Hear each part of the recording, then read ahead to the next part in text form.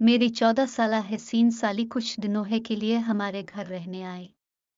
मैं इसे बच्चों समझ रहा था, वो तो पूरी आग निकली। मेरी बीवी अस्पताल में अपनी माँ के साथ दाखिल थी, इसलिए साली मेरे पास आ गई। मैं उसे बुच्ची समझकर उसे अपने पास से ले लिया कि कहीं वो नए घर में डर ना जाए, लेकिन इसने तो आधी रात मेरे साथ ही बेड पर, रात के 11 बजे के करीब मेरे कमरे के दरवाजे पर दस्तक हुई तो मैं इस वक्त पूरे घर में अकेला था और वो पहली दफा हमारे घर रहने के लिए आई थी।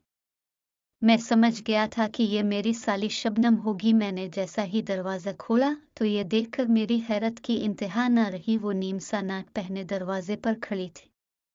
मुझे देखते ही कहने लगी, जाहिद, मुझे आपके घर में बहुत खौफ महसूस हो रही है। क्या मैं आज रात आपके कमरे में आपके साथ गुजार सकती हूँ? मेरी नज़र में तो शबनम 14 साला बच्चू थी, लेकिन मैं पहली बार उसे यूं देख रहा था। वो तो किसी गुलाब की तरह तरोताज़ा थी। 14 साल की उम्र में ही इसका बदन भरपूर जवान हो गया था। कमरे में मध्यम रोशनी होने के बावजूद इसकी जिस्म का हर हिस्सा वाज़े नजर आ रहा था। वो मेरी बीवी की छोटी बहन थी। यही सोचकर मैंने इसके बदन से नजर चलाई और इसे सोने के लिए सोफे पर तकिया रख दिया। वो सोफे पर लेट गई और मैं बेड पर लेटकर मोबाइल चलाने लगा। मैं मोबाइल में मगन था और शबनम सोफे पर बेचैन लेटी थी। रात के इस पहर पर मोबाइल में भी एक से बढ़कर एक सामान नजर आ रहा था, जिसकी वजह से मेरे जज्बात जाग रहे थे। मैंने शबनम को आवाज कर पूछा, कोई मसला है क्या? तो वो कहने लगी, ये सोफा बहुत छोटा है और मेरे पाँव सोफे से बाहर जा रहे हैं, जिसकी वजह से मैं सही नहीं लेट पा रही।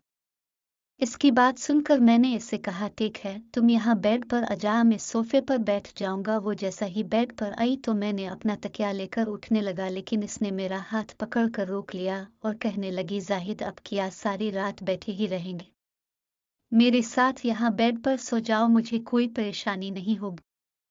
मेरे लिए शबनम की बदन से नजरें हटाना मुश्किल हो रहा था। मैंने बहुत मुश्किल से इसकी बात मानकर दूसरी तरफ करवट बदली और मोबाइल चलाने लगा। मुझे पता ही नहीं चला कि कब मेरी आंख लग गई। अभी मुझे सोए हुए कुछ ही देर गुजरी थी कि अचानक ही मेरी आंख खुली तो मैं खड़े होने लगा। मैं सोच भी नहीं सकता था कि जैसे मैं एक कम उम्र बच्चों समझ रहा हूँ, वो तो पूरी कयामत निकली। हर गुजरते वक्त के साथ मेरे दिल में जज्बात का तूफान उठने लगा था। मैं बहुत मुश्किल से खुद पर काबू पा रहा था, लेकिन फिर शबनम ने मेरे साथ कुछ ऐसा किया कि मेरे तले जमीन निकल गई और ना चाहते हुए भी मैं उसके बात मानने पर मजबूर हो गया। मेरी और नादिया के शादी की 6 साल गुजर चुके थे और उन 6 सालों में ऐसा कोई दिन नहीं था जब नादिया ने मेरी खिदमत में कोई कसर छोड़ी हो। मेरी और नादिया की मुलाकात पहली नज़र में एक बाजार में हुई थी और हम दोनों एक ही नज़र में एक दूसरे को पसंद करने लगे थे। हम दोनों के नज़र बढ़ते हुए प्यार में बदल गई और फिर हम दोनों ने शादी की। लेकिन मेरी बीवी ने जिंदगी भर मेरी खिदमत की और कोई कसर भी नहीं छोड़ा था। लेकिन आज जो साली ने मेरे जो खिदमत की, मैं उसे जिंदगी भर याद कराएगा।